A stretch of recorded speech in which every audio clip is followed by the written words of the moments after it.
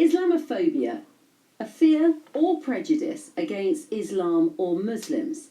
Does the Manchester attack increase it, just bring it into focus, or make no difference? On yesterday's phone-in, we talked about our reaction, our collective and individual reaction to the terrorist attack on Monday night. And several callers made the connection between the perpetrator involved and Muslims more generally. Like many people, completely bewildered, angry, upset. I'm a white English male. I'm proud to be English. I think I'm extremely tolerant and acceptant. I have two teenage daughters of similar ages to those killed within that atrocity. I have children that go to these things. You know, we have a very accepting culture within this country. And I'm just bewildered. I'm emotional about it. Our whole family is, I think, seeing what's gone on. How should we react then to terrorism? I'm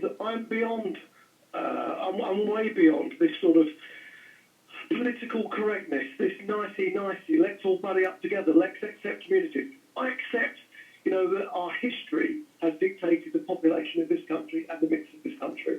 I think our governments actually have a lot to look at themselves. I think our foreign policies on their list over the years, the disaster that was Tony Blair's Iraq war, the way we've gone into Libya, Afghanistan, I think our policies, I've got to say, have been wrong. So do you think our policies have fueled domestic terrorism? Without a doubt. The state we leave these countries, we have allowed these vacuums to form. And I do not condemn for one moment what has gone on, but we may have some root behind that. Okay. We may be but just chase your logic through for a moment, because if we've created vacuums in those countries, it might explain terrible events in those countries. How does it explain domestic terrorism, people who are born here and become terrorists? This is where we go on. I think what these communities, what I want to see when we talk about action, I want to hear these communities, these Muslim communities across this country, pouring out, not in our name. I want to hear that they will be rooting out this evil. I want to hear more openness. Well, that was Andy on yesterday's show, and there were others who talked about the role of Muslims more specifically. Another caller who said it was only Muslims who needed to deal with this. Let's talk about some of the questions that raises with Dr. Chris Allen, a lecturer in social policy at the University of Birmingham, and one of Chris's specialisms is Islamophobia. Dr. Chris Allen, lovely to have you back on BBC Radio Kent. Good morning. Yeah, good morning. Thanks so much for inviting me on. Not at all. To what extent is it inevitable that we will end up talking about this if a terrorist identifies as Muslim? Yeah, I mean, I think that this is the thing. I mean, I think that what we've seen over the last decade or so is that when there's an incident which involves someone who claims that they are doing this in the name of Islam, then the lens of scrutiny obviously goes on to Muslim communities. I think that the atrocities that we saw in Manchester the other day were particularly sickening. I think that we collectively feel anger, we feel shock, we feel fear, we feel anxiety, and it becomes very easy in that respect for us to try and find answers, and we want to find those answers quick. And we tend to, on the whole, to have a knee-jerk reaction and say, well, who's to blame for this? And I think that one of the problems is that if we go down this route of, well, Muslims are to blame, what we're actually doing is we're saying that, like every Muslim in this country is responsible for the actions of one or two. I mean, if we look at, say, the caller that you had on previously, when I was listening to that, and he said that, Muslims need to be saying this is not in our name. After the attack in Westminster in March, for example, Birmingham's Muslims, on the following Saturday, had a massive demonstration in the city centre, which were using exactly that slogan, not in our name, we do not support ISIS. I mean, I think that there is this thing that, that Muslims aren't speaking out. Ordinary Muslims are, ordinary Muslims are as shocked and as horrified as, people who are not Muslim. And I think that, we have to be very careful in that respect to kind of be realistic and say, well, the everyday average Muslim doesn't know these individuals, and, they're not responsible. And in the same way that, to use the caller, in the same way that we're not responsible as, white British people for, the decisions around foreign policy that were, he was suggesting was the responsibility of Tony Blair.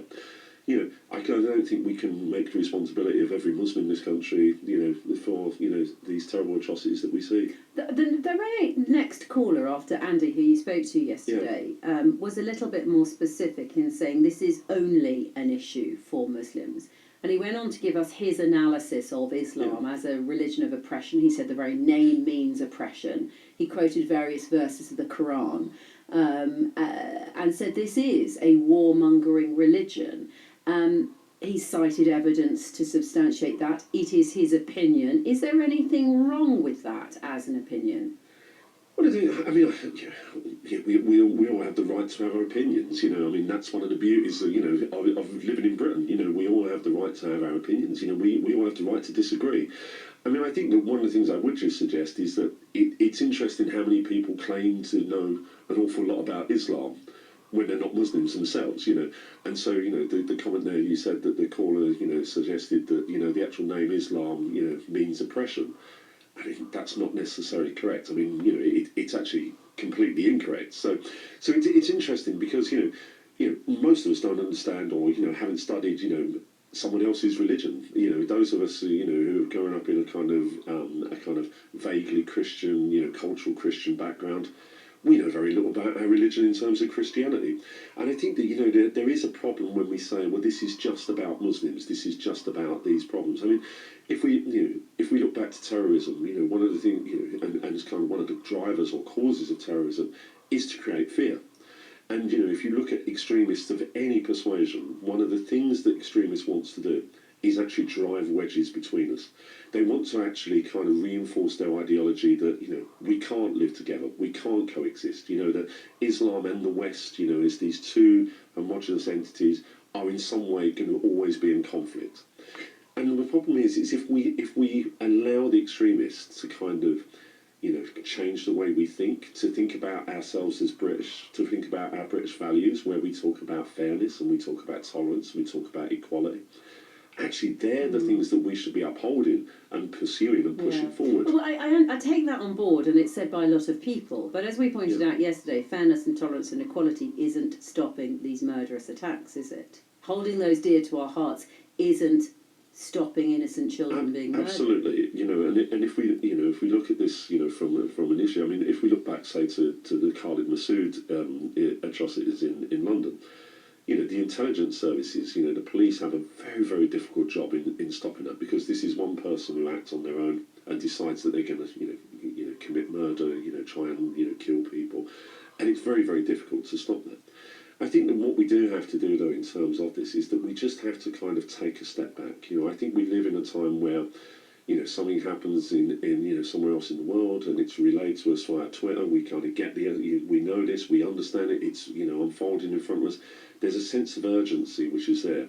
And I think that sometimes what we have to do in these things is we have to acknowledge the atrocity. We have to say, look, we are shocked by this, we are scared by this, and condemn this. And, most of the Muslim organisations that I'm aware of have actually been quite vociferous in condemning, these atrocities which took place in Manchester. And I think that we just need to have that time of going, hang on a moment, let's just reflect on this, let's, give a few days, and then let's be British again. Let's look at those values, let's look at what we're doing, and take a more realistic picture of this, and see that this is a handful of individuals who would be happy to kill Muslims as much as they would non-Muslims. And that's the real issue. Their agenda isn't about sort of, propagating, the will of most Muslims in this country. It's about a very minority, very extreme interpretation of their own religion. And Chris, just a brief thought about whether this does trigger Islamophobia. People, as you were saying earlier, people are entitled to their opinions of Islam as a faith. But is there any evidence yet, or do you imagine that this will provoke Islamophobia in this country? One of the things I always say when it comes to Islamophobia is that if you disagree with Muslims, if you, wish to criticise Muslims, if you say that you don't believe in their religion, that's perfectly fine. That's not in itself Islamophobia.